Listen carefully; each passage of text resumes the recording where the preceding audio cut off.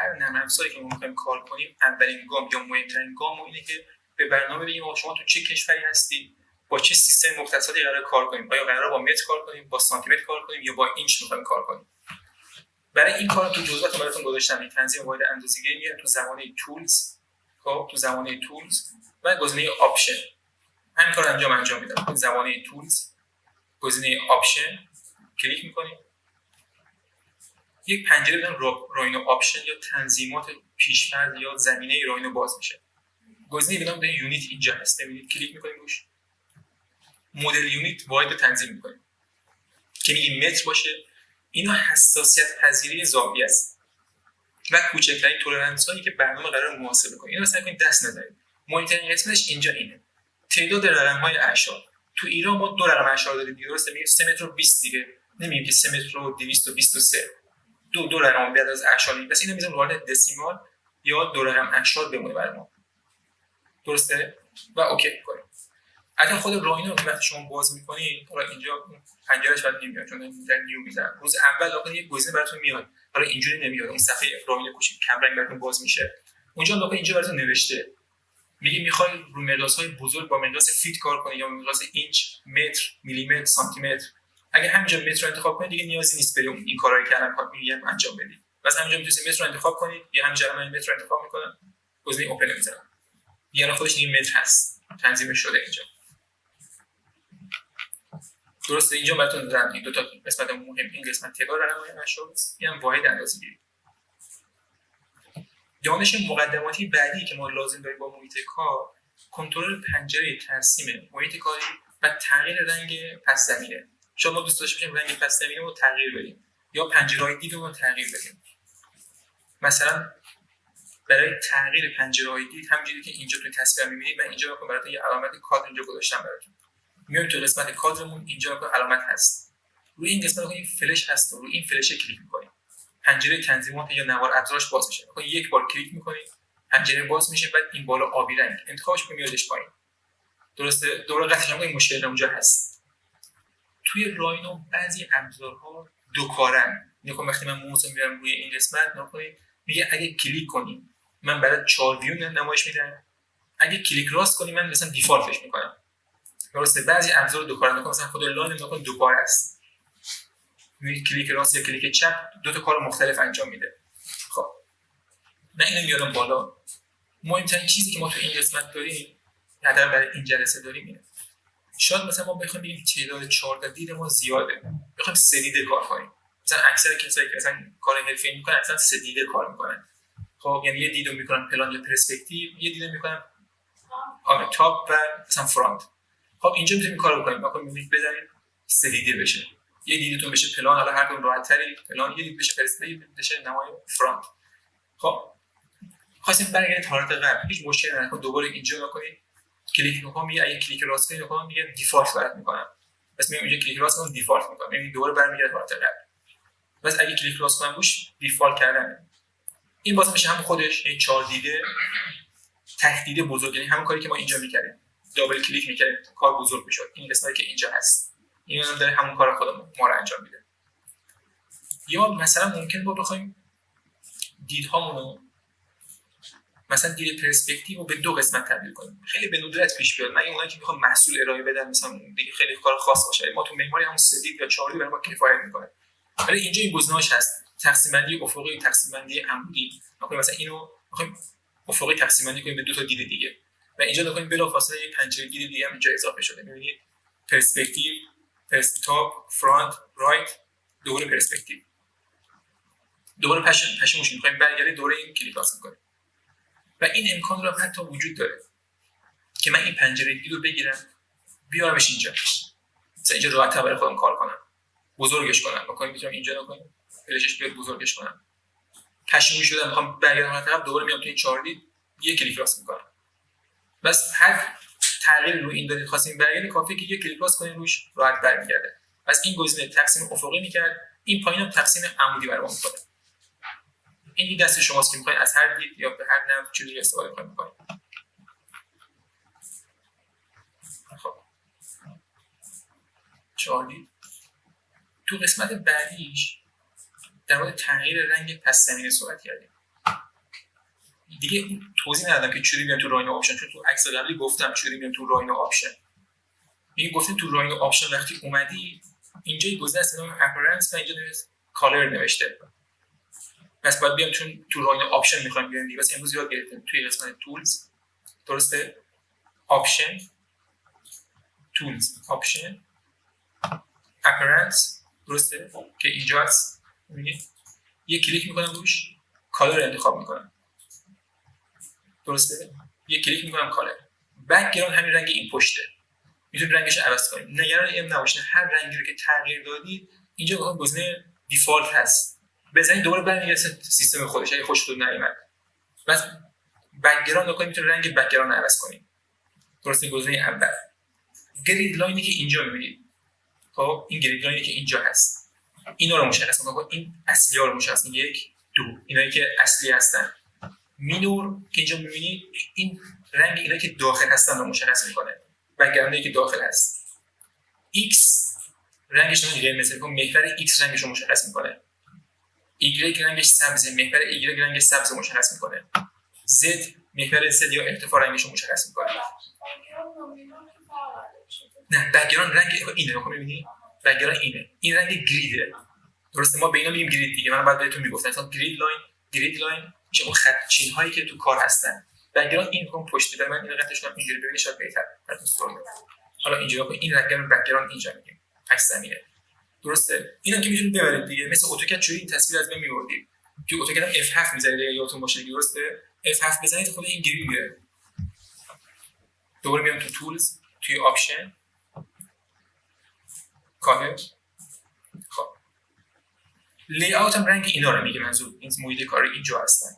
خب این رنگی که اینجا میبینید که به نظر رنگش خوبه، دستکش نکنید بهتر، ولی بازم مشکل نیست. هر موقع رنگ رو عوض کردید خوشتون نمیاد این قسمت رو یادتون باشه دیفالت برمیگردن حالت اولیه، یعنی اولین باری که بود. بعد نگاه نوشته آبجکت دیسپلی، این نمایش موضوعاتی که انتخاب میشن. میگه که اگه یک شکل رو تو انتخاب کنی، سلکت آبجکت کنی، من رنگش رو بعد زرد نشون میدم، میتونید رنگش رو عوض کنید.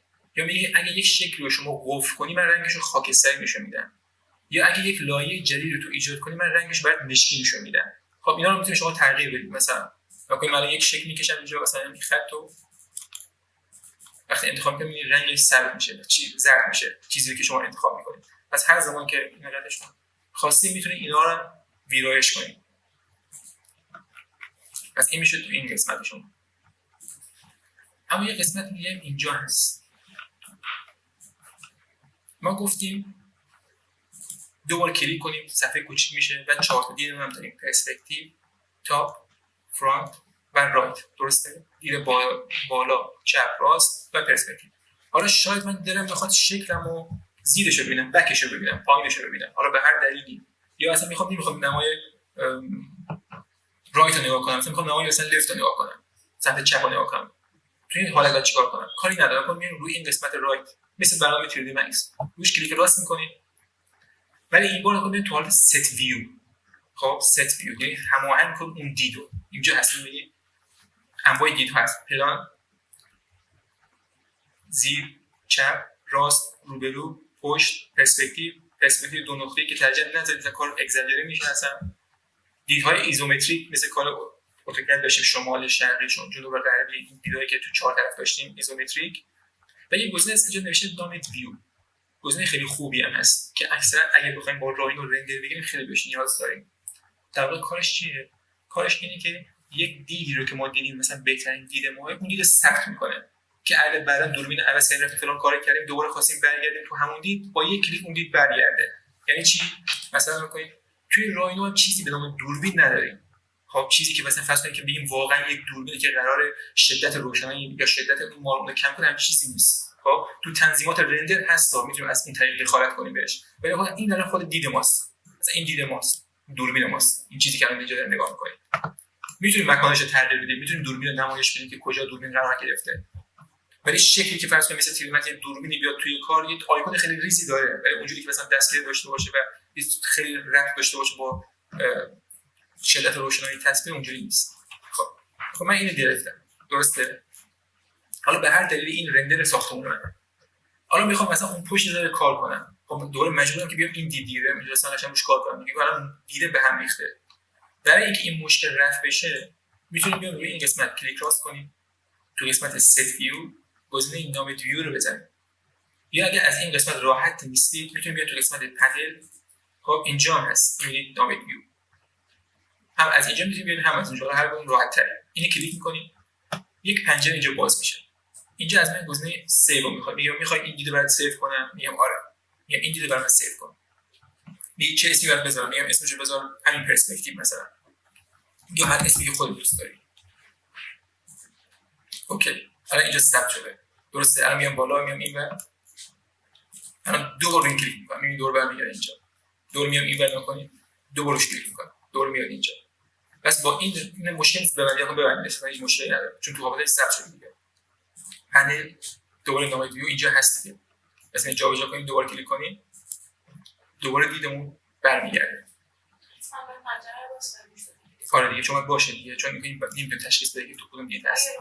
آره رو خود کجا؟ این اسمش؟ نه کدوم میشه بالا چپ دست این پنجره اینجا آره اینجا نه اسمشو میگی؟ این اسمشه دیگه. دوباره روش کلیک بزرگ میکنه صفحه رو آخر، درسته؟ اگه یادتون باشه گفتم دیگه دور رو هر چیز کلیک کنیم بزرگ میشه صفحه. خب دوباره می‌خواستیم برگردیم چیکار می‌کنیم؟ خوش اومدن و دیدار می‌کنیم پاک کنیم، کلیک راست می‌کنیم، می‌کنیم تو شد دیفالت، می‌بینید دیگه دی رفت. دیگه شد همون پرسپکتیو ما. پس روش کلیک راست می‌کنیم، set view، می‌تونیم انواع دیدها رو اینجا ایجاد کنیم که اینجا می‌تونید ببینید. حالا کنید اینجا گزینه پایینش هم بکنیم میشه viewport layout. خب میتونیم یه لی‌آوت جدیدی بهش اضافه کنیم. من زمانی که مدل دی بهش دادم اسمو، دید پرسپکتیو من رفت، درسته؟ شد همون 4 تا دیدو داشتم ولی پرسپکتیو شد دی. ولی الان میخوام مثلا یکی دیگه اینجا دوم بهش اضافه کنم. تو این حالت اگه خواستیم بهش اضافه کنیم به جای اینکه این بشه 4 تا بخواد بشه 5 تا دید، تو اینجا چیکار می‌کنیم؟ روش کلیک راست می‌کنیم، اینجا به جای اینکه بیایم ست ویو رو انتخاب کنیم چون ست ویو انتخاب دید بود، ولی ست viewport layout ایجاد یک لی‌آوت جدید یا یک صفحه کاری جدیده که اینجا بکنیم گزینه نیو لی‌آوت هست. وقتی می‌زنیم بکنیم یه لی‌آوت جدید اضافه میشه، بکنیم یه تاپ جدید اضافه شده، یه گزینه دیگه به ما اضافه شده. اینو نگران این نباشید بکنیم چرا اینجا هست، نکنید بخواید روی این بزنم، روی این بیام کارو انجام بدم، دوباره میخوام برگردم روی این چون اسمش اینجا دارم دیگه، تاپ ندارم. اگه اینجا کلیک می‌کنم دوباره تاپ میاد، می‌بینید یه لی‌آوت جدید. چون 4 تا ما هیچ تقسیم بهش مشخص نمی‌کنیم کجا باشه دیگه، درسته؟ ما این نصفش نکردیم که تو اون قسمت نکنیم تو اینجا، اگه یادتون باشه نصفش نکردیم که اینجا، برای همین اومدیم وسط چون جایی براش مشخص نکردیم. وقتی یه لی‌آوت جدید اضافه کردیم دیدش اومد اینجا.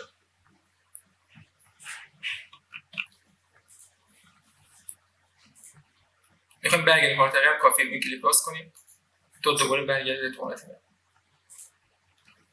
یه دانش مقدماتی دیگه که ما نیاز داریم اصطلاحاً میگیم کنترل نمایش شکل، کاری که تو 3D Max انجام میدادیم. مثلا میخوایم شکل رو وایر فریم سیمی ببینیم یا شکل رو شید شده ببینیم یا شکل رو با متریال ببینیم، درسته؟ برای تنظیمات این قسمت هم اینجا علامت توپ هست، ببینید این توپایی که اینجا هست این کارو برای ما انجام میده. اگه روش کلیک کنم لیست انواع نمایش‌ها اینجا هست. الان نگاه کنید این شکل در حالت سیمی دیده میشه به طور پیش‌فرض. از کجا می‌فهمیم چه سیمی دیده میشه؟ چون واسه شکلش مشخص نیست، من توی شکل میتونم ببینم و میام روی این کلیک میکنم، میتونم عوضش کنم به طور پیش‌فرض. اون اولی وای فریم میتونم بذارم رو حالت شید، رنگ مایه اینو ببینم، چیزی که ما اکثرا میخوام تو دیدهای سه‌بعدی اینجوری ببینیم شکل رو. یا مثلا میخوام حالا شید تخت شده ببینم، یعنی بدون اون خط‌های ایجی که اینجا هست. مثلا این اگه بزنم این لبه ها رو نشون میده، ببینید لبه ها رو نشون میده. اگه این گزینه میبینید اینجا هست، این الان همینی که اینجاست، این بغلشه. بزنم نگاه کنید میبینید دیگه اون لبه ها رو از بین میبره. یعنی تو یک شکلتون وقتی ما نکنیم یک سطح میسازیم اینجا میکنیم، مثلا یک سطح من بسازم قشنگ ببینید یه سری خط اینجا هست، ما بهش میگیم ایزوکرو، خب یا خطوط تشکیل دهنده سطح ها. مثلا میخوام از این کارون عکس بگیریم بفرستیم برای مثلا استادمون نگاه کنه، دوست نداریم این خط‌ها اینجا دیده بشن، این خطای ایزوکرو. میتونیم بکنیم روی اینا کلیک کنیم، می‌بینید خطای ایزوکرو رو از بین بره. یا رو خود شکل هم میتونید کار کنید، خود شکل رو انتخاب کنید، نگفتیم هر شکل انتخاب میکنید تو زمانه پروپرتیز تنظیماتون رو نشون میده. یکی از تنظیماتی که اگه نخواستید خب این خطا دیده بشن اینجاست، شو سورفیس ایزوکرو، میگه نشون بده سطح ایزوکرفای سطح، میگه نه نشون نده، میبینید از بین میره. اینو بیشتر تو مواقعی که میخواین شکلاتون رو عکس بگیرید ازش خیلی کاربرد داره. بعضا ممکنه سطح تقسیمات شکل اینقدر زیاد باشه که مثلا آدم اونو به عنوان یک خط بشناسه. حالت دومی که اینجا برای ما خیلی مهمه این قسمته. این قسمت نکنید من الان به این شکل اینجا هست، خب یه متریال میدم، حالا میتونم از متریال راینا استفاده کنم یا از متریال ویری، هیچ فرقی نمیکنه، مثلا از ویری استفاده میکنم. خب ویری 3 و 4 راینو یه سری متریال آماده به ما در اختیار ما گذاشته برای اونایی که مثلا حوصله ندارن تو متریال کار کنن. انواع متریال، مثلا من یه متریال مثلا آجوری انتخاب میکنم، انواع آجر مثلا آجر سوخته انتخاب میکنم، میکشم اینجا، برای اینکه به این شکل بدم روش کلیک راست میکنم، گزینه اپلای متریال تو سلکشن میذارم، یعنی اضافه کردن متریال به چیزی که تو انتخاب کردی بهش میذارم. الان متریال به این داده، چون تو حالت شید هستیم، تو این بوی شید هستیم، متریال هیچ وقت نشون نمیده و خوبیش هم همینه. در واقع میبینیم مثل چی مونه. اگه بنا تری مکس کار کرده باشین بهتون گفته باشن تو شید ها ما تو تری مکس هم داشتیم یه شید داشتیم به نام پلی، اگه یادتون باشه که کل کارو نارنجی میکرد کل سفر رو. اینم یه جوری مثل اونه، یه رنگایی به کل کار میده که بعضا مثلا برای همین که حجم سیستمتون فشار نیاد بدون متریال نشون بده. حالا به هر دلیلی شما میخواید متریالتون ببینید که آیا این آجر رو کار خوب نشسته یا نه، تو این جمع واقع نکنید رو این کلیک کنید، اینجا عکس این توپ آبی رو بزنید. این توپو نزنید، این توپ آبی اون نیست، این توپ آبی رندره، وقتی میزنید از کار رندر میگیره. ولی این توپ این آبی که اینجا هست میزنید، نکن تر متریال شما رو نشون میده که میگه این چیزی که الان انتخاب کردید اینجوری رو کار نشسته، که حالا بعدا یاد میگیره که چجوری تنظیمات چوبتون رو انجام کنید، آجرتون رو کم و زیاد کنید. بس اگه خواستید متریالاتون رو ببینید حتما این تیکه میزنید، اگه نه که اینو بزنید. که همین برای خیلی سوال بود که بعضا خیلی مشکل سر همین داشتن که موقع متریال دادن میگفتن شاید ویره ما اشکال داره چرا مثلا رایگان نشون نمیده. چیزهای خیلی ساده است ولی بعضا تو کار ممکنه براتون خیلی درس اساس بشه. و حالت‌های نمایشی گرافیکی دیگه هم هست، مثلا حالت روحی، مثلا اینو میتونید بزنید داخلش شکم ببینید، رنگ‌های هم میتونید ببینید، کار بدی نیست. مثلا شاید بخواید مبلمان داخلی رو جابجا کنید، شکلی دارید این داخله میخواید مثلا اینو جابجا کنید مثلا به سمت چپ یا راست بدون که برید داخل ساختمون، اینم چیز خوبیه، اصلا حالت روح میکنه، شما میتونید تمام داخلش ببینید. فرقش با وای فای تو این میرسه، وای فای کلا سیمی میکنه کار رو، ولی این حالت روح یا اون فرم میتونید به طور کامل ببینید.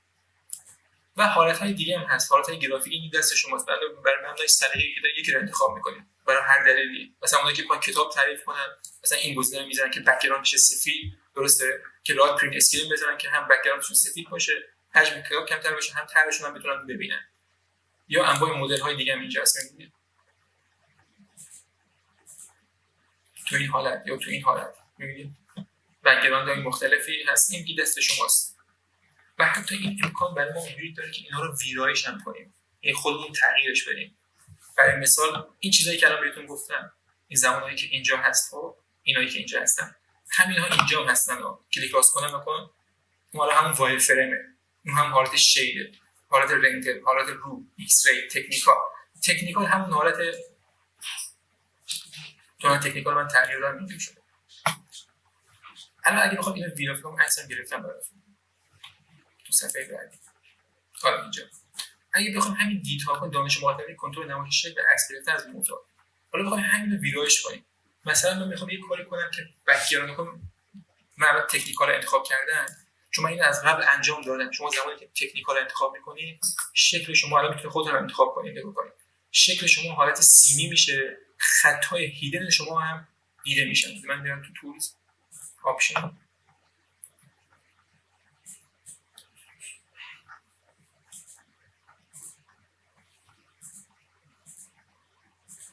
الان این برگردم حالت اولش صفرش کردم.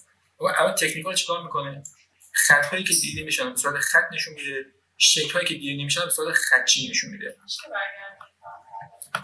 من چون قبلا دستکاریش کرده بودم برای همون تکنیکال زدم اینجوری نشون داد. این الان تکنیکال، اگه شما هم انتخاب کنید همین چیز دیده بشه.